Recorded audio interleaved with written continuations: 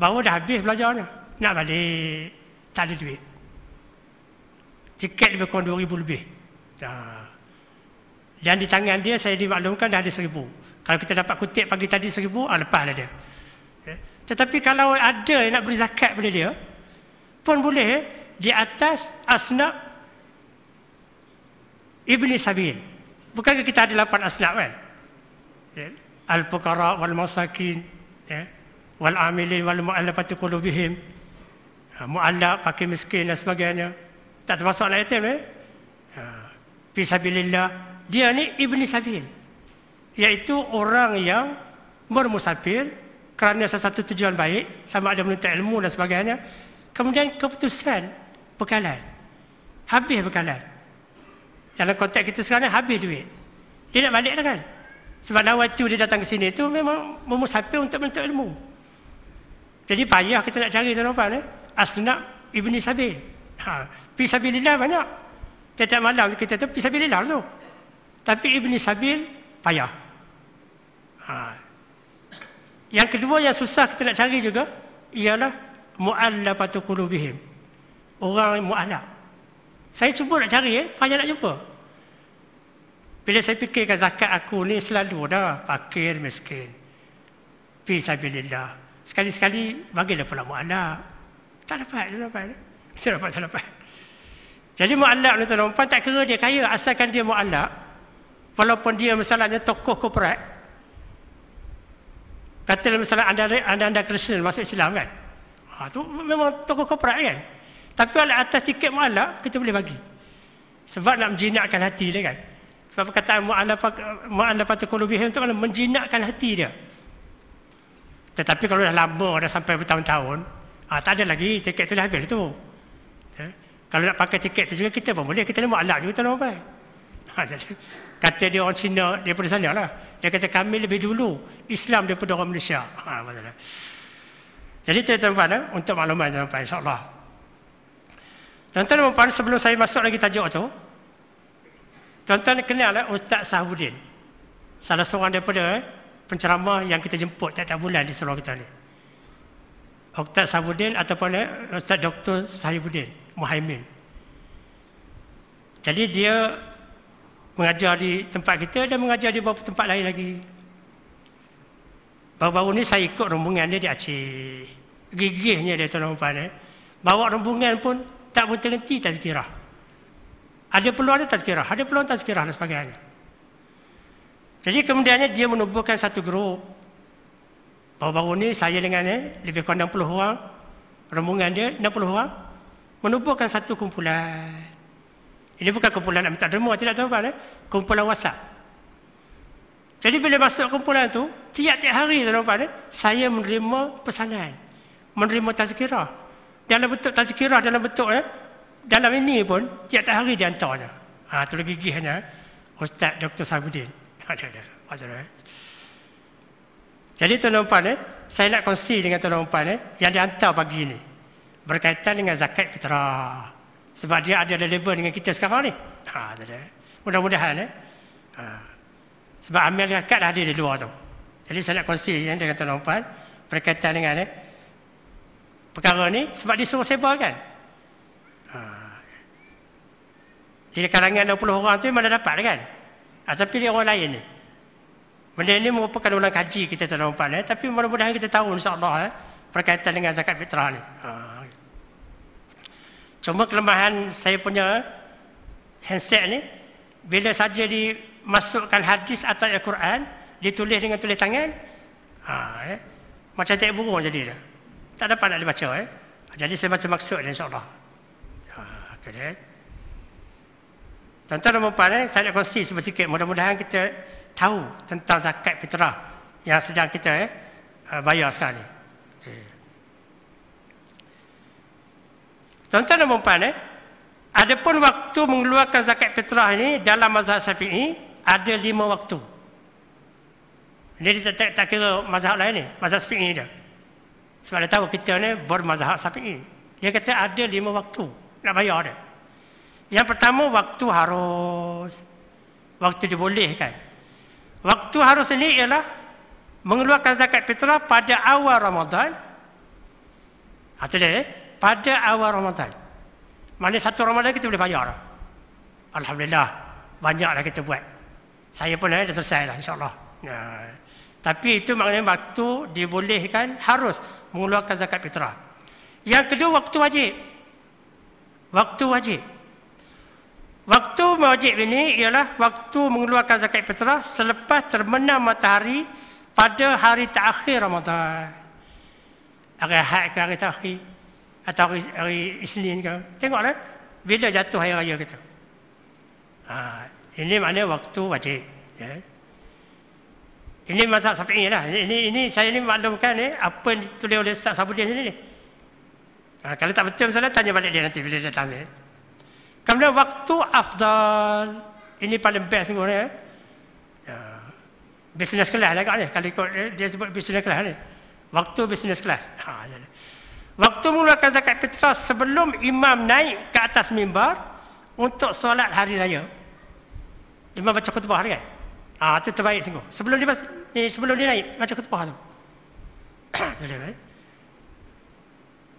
Itu disebut sini. Tetapi tuan-tuan, kalau kita buat macam itulah, semata-mata untuk dapat waktu business class ni, teruklah Pak Haji Himau Helmi kita tu. Kiu sampai keluar lah jawabnya. Ini apa ni kiu ni? Kami nak ambil waktu afdan. Ini pada terbaik. Ya. Dan waktu makruh, yang keempat waktu makruh. Makruh maknanya tak disukai. Waktu mengeluarkan zakat fitrah selepas solat hari raya Aidilfitri. Dia orang sembahyang, kita baru bayar. Itu sebab setengah-setengah ulama kata, berdasarkan pada hadis Nabi ada datang tadi.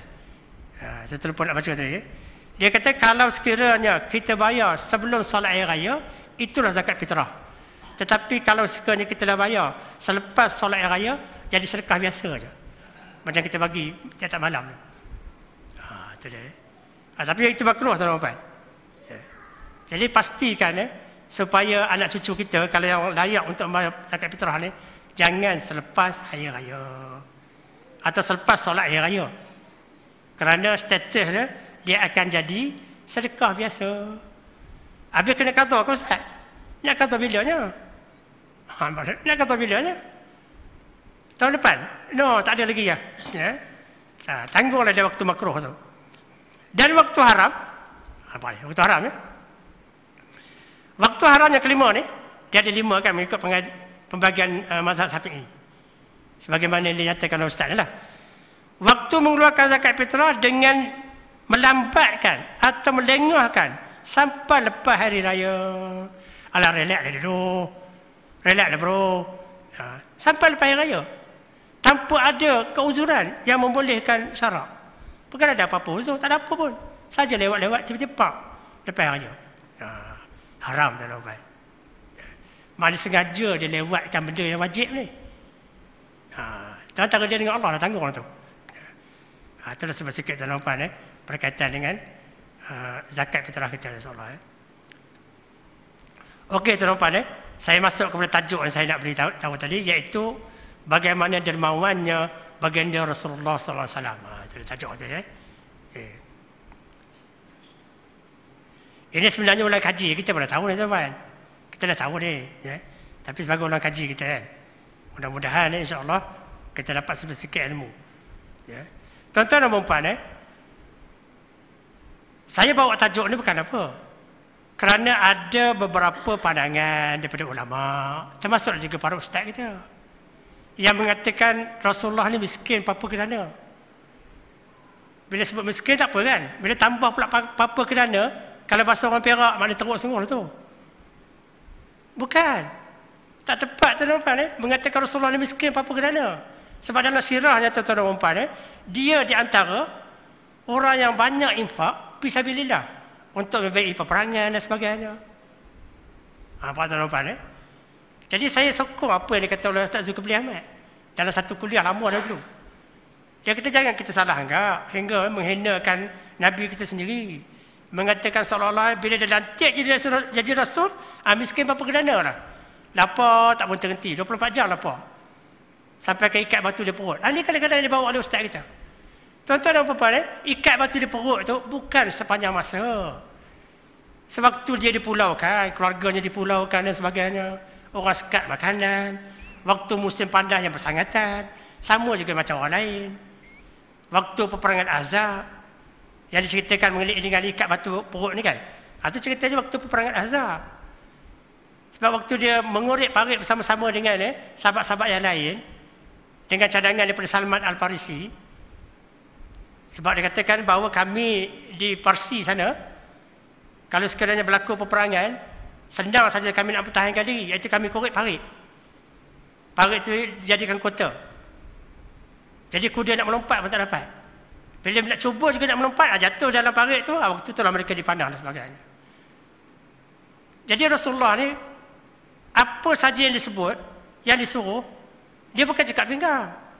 Macam kita kan suruh orang, kemudian kita cakap pinggang, atau pemimpin sekarang. Rasulullah tidak begitu. Dia sama-sama turut memberikan tenaganya. Masa itulah ada sahabat-sahabat merungut, kata lapar, tengok dekat perut ada satu batu. Dia berbuka pun perut dia. Bukan satu, dua batu. Dikatkan dengan tujuan supaya kemas perut tu tak ada lapar. Masa itu ada cerita seorang sahabat bernama Jabir radhiyallahu, yang kemudiannya mempelawa. Dia pelawa Rasulullah kan. Dia kata, Rasulullah, isteri aku ada masak ada masak bubur sikit di rumah. Aku jemputlah engkau untuk sama-sama makan. Tetapi apa Rasulullah buat tu tuan? Dia declarekan tentang jemputan Jabir tadi kepada semua yang terlibat dalam korek parit tadi. Dia kata, tuan-tuan, kita ni alhamdulillah Jabir jemput makan di rumah dia. Semua tuan-tuan tak tahulah berapa ratus orang datang ke rumah Jabir. Ada cerita kan, sejarah mengenai dengan sirah mengenai dengan cerita Jabir dan mukjizat Rasulullah SAW. Jadi kemudian kita diceritakan, ini cerita ulang kaji ni, kita pun dah tahu. Rasulullah bagi tahu pada Jabir. Dia kata jangan buka poyok ni. Dia pun pegang poyok tu atas. Kemudian lepas tu dijamurlah tuan-tuan. Tak habis-habis tuan-tuan. Walaupun semua yang mengorek parit tadi dapat makan, ada lebih banyak lagi. Jadi ulama menyimpulkan itulah mukjizat Rasulullah. Makanan sikit boleh jadi banyak. Okey, kita balik kepada puan tadi. Saya nak sebutkan kepada tuan-tuan dan puan ialah maknanya bukan Rasulullah ini miskin apa kerana. Sebab dia banyak memberi derma, memberi impak kepada tujuan peperangan. Kan banyak peperangan masa itu. Dia bukan suruh orang je impak, dia pun sama sekali. Tapi tidaklah sebanyak Abdul Rahman Auf, tidaklah sebanyak Osman bin Affan. Itu semua tokoh-tokoh korporat mereka tu. Juga tidaklah sebanyak Abu Bakar radhiyallahu anhum. Okey. Allah menganugerahkan sifat pemurah dan dermawan kepada Rasulullah SAW. Para sahabat dan musuhnya pun mengetahui pengenaan dengan perkara ini. Tuan-tuan. Mana anugerah? Ini anugerah Allah ni. Kita datang sifat pemurah ni tuan-tuan. Bukan saja kita pemurah. Kalau Allah misalnya tak berikan sifat ini kepada kita, kedekut nak mampus kata orang Kedah. Kita ni. Tetapi Allah SWT berikan kita sifat pemurah. Itu sebab alhamdulillah dah 107,000 tu. Buat tu. Saya tak percaya kalau surau dekat kampung saya nak dapat 500 ringgit berpayah sepanjang Ramadan. Tak ada duit mereka ustaz. Ia ada waktu mereka berduit dulu. Waktu harga getah banyak dulu dan sebagainya kan. Satu masa dulu tuan-tuan puan harga getah RM7 sekilo. Sekilo RM7. Jual getah sekerap je tuan-tuan puan. Nampak. Tetapi orang tu barangkali lupa. Bila dah banyak dapat rezeki, tak ada impak, tak ada zakat dan sebagainya. Akhirnya Allah tarik balik. Jadi sekarang ni sekilo 40 sen. Ambil kamu kata dia Ustaz Najmi. Jadi tuan-tuan puan sekali lagi saya sebut bahawa sifat pemurah yang ada pada kita ni adalah anugerah Allah SWT. Jangan kita sombong kata sajalah aku. Memang daripada kecil lagi dah pemurah. Jangan. Ibni Abbas radhiyallahu anhuma. Bila sebut Ibn Abbas, Ibn Umar, kena sebut anhuma. Sebab ayah-ayahnya pun kita nak sebut juga tentang redha Allah SWT kerana sahabat Rasulullah. Dia menceritakan bahawa Rasulullah SAW adalah orang yang paling dermawan. Ibn Abbas ni. Ibn Abbas ni memang daripada kecil lagi dia berada bersama-sama dengan Rasulullah. Ilmu banyak pada Rasulullah dia lah. Itu sebab doa yang kita bacakan, yang ditinggalkan kepada kita bila anak-anak akikah kan. Allahumma faqihu fiddin wa 'allimhu ta'wil. Ibn Abbas dah riwayatkan. Kalau doa ini pernah dibaca oleh Rasulullah kepada dia sendiri. Dia kata hebat sungguh. Sehingga satu lagi hadis yang berkaitan dengan perkara ini, dia kata Rasulullah pada bulan Ramadan pemurahnya macam angin kencang bertiup untuk menurunkan hujan. Macam angin kencang bertiup untuk menurunkan hujan, kata Ibn Abbas. Jangan pula kita kata Ibn Abbas ni saja jet ni, dah duduk dengan Rasulullah. Tidak, ini betul. Dan ini pun diakui oleh musuh-musuh ataupun para orientalis. Orientalis ini ialah orang-orang barat yang menulis mengenai dengan Islam, tetapi nawaitu dia bukan nak mengangkat darjat Islam, tetapi nawaitu dia untuk menghina agama kita. Dia nak cari je mana salah. Tetapi ada poin-poin yang tertentu tak dapat nak cari mana salah. Termasuk dari segi dermawannya baginda Rasulullah SAW. Tak dapat dia nak salahkan. Kalau tuan-tuan perempuan baca tulisan-tulisan mereka ni, bagaimana pandangan mereka mengenai dengan Nabi Muhammad SAW, ya, dia masukkan juga benda ni. Salah satu daripada dakwah Rasulullah ialah dia sendiri menunjukkan teladan pemurahnya. Sehingga kan seorang penulis, saya lupa apa nama penulis dia meletakkan Rasulullah nombor 1 di antara tokoh-tokoh agung dunia. Tapi ialah lawannya bersama-sama dengan Rasulullah tu, dia letaknya Mao Zedong, Gandhi, Hitler. Mana nak lawan kan? Tapi itulah dia, makna mereka pun mengakui bahawa Rasulullah ni letak nombor 1. Dan salah satu sifat mengapa dia kagum ialah kerana sifat dermawan baginda Rasulullah sallallahu alaihi wasallam. Tuan-tuan dan puan-puan para jemaah sekalian muslimin muslimat, cerita mengenai dengan sifat pemurah, infaklah banyak-banyak, sedekahlah banyak-banyak, belanjalah harta untuk fisabilillah, berlambak-lambak dalam Quran tuan-tuan. Berlambak-lambak dalam Quran. Bila disebut kita mengenai dengan perintah menunaikan solat, mesti ada ikut wa ataz zakat. Aqimus solat wa ataz zakat. Mesti ada ganding dua orang pula dua perkara ni. Jadi banyaknya cerita mengenai dengan sedekah ataupun infak kepada orang lain.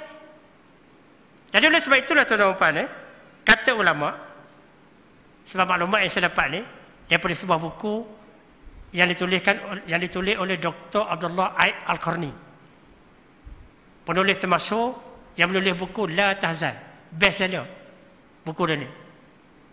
Dia juga menulis buku mengenai dengan sirah Rasulullah SAW. Dia kata memang layaklah Rasulullah ini digelar Quran berjalan. Dalam bahasa Inggeris apa panggil? The Walking Quran. Betul soal agaknya. Quran berjalan.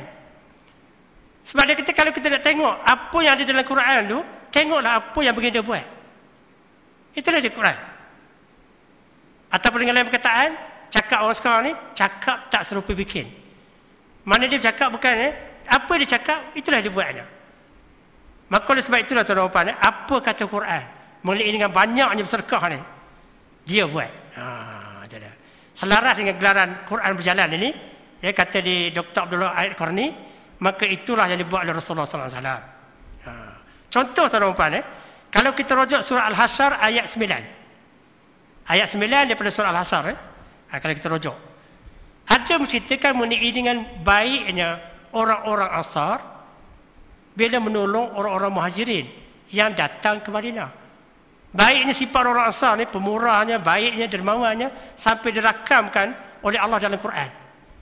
Dan disampaikan oleh baginda Rasulullah sampai catatan ini sampai hari kiamat. Cuba tengok surah Al-Hasyr ayat 9. Kemudian yang keduanya, ayat Ayat 261 surah Al-Baqarah. Begitu juga.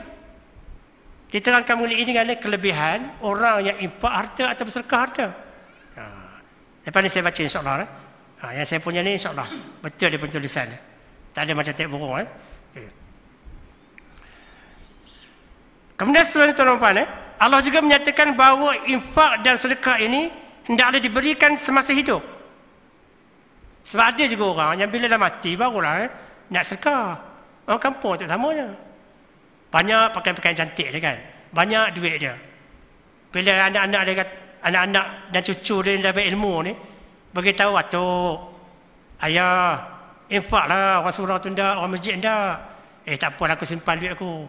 Mati itu kau mula sedekah. Dia cerita orang Perak ni. Tuan-tuan dan puan dalam Quran, dalam surah Al-Baqarah ayat 254 dan Al-Munafiqun ayat 10 diterangkan bahawa kalau kita nak berinfak masa kita hidup, bukan mati. Ayat itu nanti insya-Allah akan menyusul kemudian. Ini dia. Ini ayat yang berkaitan dengan baiknya orang Ansar. Ansar ni penduduk asal Madinah terhadap orang Muhajirin, iaitu orang berhijrah daripada Mekah ke Madinah, termasuklah baginda Rasulullah sendiri. Itu panggil Muhajirin. A'udzubillahi minasyaitonir rajim. Bismillahirrahmanirrahim. Wallazina tabawwa'ud dar wal iman min qablihim yuhibbuna man hajara ilaihim wa la yajiduna fi sudurihim حاجة مما أوتوا ويؤثرون على أنفسهم ولو كان بهم خصاصة ومن يوق شح نفسه فأولئك هم المفلحون. Ayat 9 surah Al-Hasyr. Dia kata hebatnya orang-orang Ansar ni yang kita dah diceritakan dalam sirah. Banyak bini offer bini dia tu kepada orang yang baru berhijrah ni. Dia kata, aku ada 4. Mana kamu tak pilih mana satu. Aku tak kisah pilih mana satu. Ada yang ambil peluang tu. Kemudian yang kedua tuan-tuan kadang-kadang bagi modal untuk orang daripada Mekah ni berniaga. Macam dia offerkan kepada Abdul Rahman bin Auf. Dia kata, Abdul Rahman, nak sedikit wang untuk kamu berniaga di Madinah. Jadi Abdul Rahman bin Auf adalah bawa sikit daripada Mekah. Dia kata tak payah. Kamu tunjuk di mana tempat berniaga. Kemudian dia pun mula berniaga. Hingga akhirnya jadi tokoh korporat tuan-tuan. Mengalahkan orang Yahudi di Madinah pada masa itu. Tak ada apa, cuma saya nak ceritakan tuan-tuan. Ialah mengenai dengan ayat-ayat Quran yang berkaitan dengan sifat pemurah orang-orang Ansar ni. Okey. Kemudian ayat ni selalu tuan-tuan. Saya pun baca selalu. Ini ayat favorit saya ni. A'udzubillahi minasyaitonir rajim. Masalul ladzina yunfiquna amwalahum fi sabilillahi kamathali habbatin anbatat sab'a sanabil. أنبتت 7 سنابل في كل سنبلة 100 حبة والله يضاعف لمن يشاء والله واسع عليم. Sadaqallahul azim. Surah Al-Baqarah. Mengenai dengan kalau kita infak tuan-tuan, dia akan berganda. Masalul ladzina yunfiquna amwalahum fi sabilillah kamathali habbatin anbatat 7 sanabil. Tumbuh 7 tangkai. Fi kulli sumbulatin, tiap-tiap satu tangkai daripada 7 tadi, mi'atu habbah, tumbuh pula 100. Wallahu yudha'ifu liman yasha' wallahu wasi'un alim. Tuan-tuan dan puan para jemaah sekalian muslimin muslimat. Ini satu lagi ayat tuan-tuan. Ayat ni Imam Mustafa kita selalu baca. Dia tak ada pagi ni. Sekarang dia bertugas di Kota Tinggi pula tuan-tuan. Dia masa-masa cari rezeki. Dia bertugas pada tahun ini. Mungkin dah balik kampung. وَأَنْفِقُوا مِمَّا رَزَقْنَاكُمْ مِنْ قَبْلِ أَنْ يَأْتِيَ أَحَدَكُمُ الْمَوْتُ فَيَقُولُ رَبِّ لَوْلَا أَخَّرْتَنِي إِلَى أَجَلٍ قَرِيبٍ fasaddaqa wa akum minas salihin. Ini berlaku di akhirat nanti tuan-tuan. Ya. Berlaku di akhirat. Surah Munafiqun ayat 10 kan. Ya. Maknanya apa kata Allah SWT, ya, belanjakanlah hartamu. Ya. Bukan semua sekali. Sebahagian daripada rezeki yang kami berikan kepada kamu. Itu dia. Kamu. Sebelum seorang itu sampai ajal mautnya. Itu dia. Sebab kalau dah sampai maut nanti, dia akan berkata begini, tuan-tuan. Sebab orang semua masa hidup, dia tak ada. Bila dah sampai mati nanti, dia akan berkata gini kan. Itulah dia. Ya. Rabbi laula akhartani ila ajalin qarib fasaddaqa wa akum minas salihin. Ya Allah Tuhanku, kasihlah aku hidup sekejap je. Bukan lama, sekejap je. Betul. Lebih kurang macam tu lah. Rayu dia. Sebab aku nak bersedekah. Betul. Aku nak bersedekah. Sayur pun ni. Saya tak boleh nak buat sayur tu macam mana? Pasal apa? Sebab sekarang barulah aku tahu benarnya. Aku nak bersedekah, ya Allah. Ini Allah rakam kan, mengenai orang-orang yang masa hidup tak ada. Nak mati baru, kemudian dia tidak bersedekah. Tuan-tuan dan puan, selesai Al-Quran. Seterusnya tuan-tuan puan, hadis pula. Sekali lagi. Sekali lagi insya-Allah saya lanjut ni. Ini cerita tuan-tuan dan puan, mengenai dengan ancaman Allah SWT kepada orang yang tak mau sedekah. Rupanya tuan-tuan dan puan, malaikat tak pagi mendoakan kepada orang yang bersedekah dan kepada orang yang tak mau sedekah. Tak pagi mereka doa. Tetapi kata ulama, yang dengar ayam, kambing, kalau ada kucing di rumah kita, kucing boleh dengar. Kita tak boleh dengar. Ya. Ini dia lebih kurang. Ma min yaumin yusbihul ibad fihi illa malakani yanzilani fayaqulu ahaduhuma Allahumma, ini dia. Mereka kata ni, Allahumma, ya Allah, a'ti munfiqa khalafa. Wa yaqulu al-akhar, Allahumma, a'ti mumsikan talafa. Bukan talafiah, talafa. Apa maknanya tuan-tuan? Tiada hari yang dilewati oleh para malaikat. Tiada hari yang dilewati oleh semua hamba Allah. Maknanya tak ada seorang pun yang terlepas. Orang yang bercakap begitu juga. Malaikat dah doa dah tadi. Ya, tuan-tuan gitu lagi lah. Ya. Tiada semua yang dilewati atau yang dilalui oleh para malaikat, ya, kepada hamba Allah kecuali pada pagi harinya. Tiap pagi tuan-tuan, ada dua malaikat. Dua malaikat ni kita dah sebut apa? Dua orang malaikat kan? Dia bukan orang kan? Dua malaikat je lah. Dua malaikat turun. Kemudian salah satunya dari malaikat itu akan berdoa seperti berikut. Ya Allah, Allahumma, berilah ganti kepada orang yang berinfak. Kita bagi kepada kawan kita daripada Ghana tadi, insya-Allah akan dapat nanti ganti.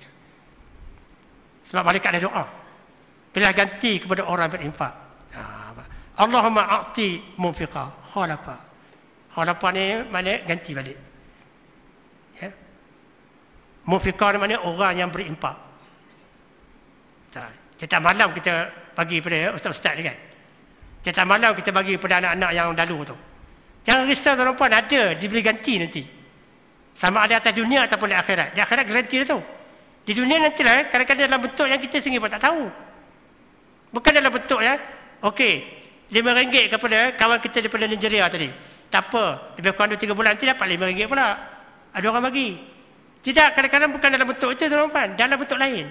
Dalam bentuk dah turun dah kencing manis dia. Nampak tu. Dah turun dah dia punya degree darah tinggi dia. Tak adalah pening-pening kepala pagi-pagi. Nampak tuan-tuan. Dalam bentuk itu. Ya. Banyaklah hadis-hadis kalau saya baca nanti, sampai waktu buka nanti baru selesai tazkirah saya ni. Tak payah tuan-tuan. Jadi doa yang pertama daripada malaikat tadi, ni pagi-pagi, tiap pagi. Tiap pagi tuan-tuan, tapi kita tak dengar, kucing dengar. Manakala malaikat yang satu lagi akan berdoa pula begini. Ya Allah, binasakanlah hari ini harta orang yang kikir, orang yang kedekut, orang yang bakhil. Ya. Orang kedekut nak mampu kata orang Kedah kan. Tuan-tuan dan puan, dua malaikat ni berdoa. Satu berdoa supaya siapa yang infak ganti balik. Yang kedua siapa yang kedekut sangat, sedangkan dia ada, kalau tak ada tak kisah tu. Walaupun tak ada, malaikat terus berdoa. Sebab kan dia kata sini, tidak ada seorang pun yang terlepas daripada doa ni. Tapi kawan tak mampu pun nak buat kan. Tuan-tuan dan puan, hadis ini riwayat Bukhari dan juga Muslim. Jangan pula kata dia ustaz reka je ni. Kita janganlah masuk kumpulan yang anti hadis tu. Kita tengok hadis sahih ni diriwayatkan oleh dia kitab Bukhari dan juga Muslim. Tak apa tuan-tuan puan, yang atas tu selesai. Kita termasuk dalam kumpulan yang atas tu. Tapi yang bawah ni yang tak sedap dengan cerita ni. Malaikat baca doa ni, ya Allah, ya Tuhanku, engkau binasakanlah harta orang yang kikir. Dalam banyak-banyak bentuk tuan-tuan, binasa harta. Dalam banyak-banyak bentuk. Ya. Tiba-tiba start kereta pagi tu dah jam. Hantar bengkel RM500. Karburetor dah masuk air. Macam tu. Ataupun bawa kereta kan. Ni tengah-tengah banyak kereta kan. Pam, accident.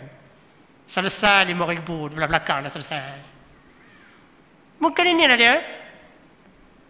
Makbulnya doa malaikat pagi-pagi ni. Cuba kita bila sekejap baru berlaku begitulah kan. Kita muhasabah balik, apa dah salah aku ni. Allah baru sedar. Tadi aku ada bawa duit. Ya?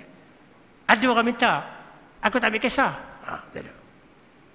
Yang terbaik gitulah tuan-tuan. Bila ada berlaku di setiap musibah pada kita tengok balik. Infak balik. Tentu ada di mana-mana salah. Tak ada ustaz, settle semuanya. Boleh jadi. Bukan dengan ni, lama dah kisahnya. Zaman putus berasap dulu. Kita dah lupa. Itu dah tuan-tuan.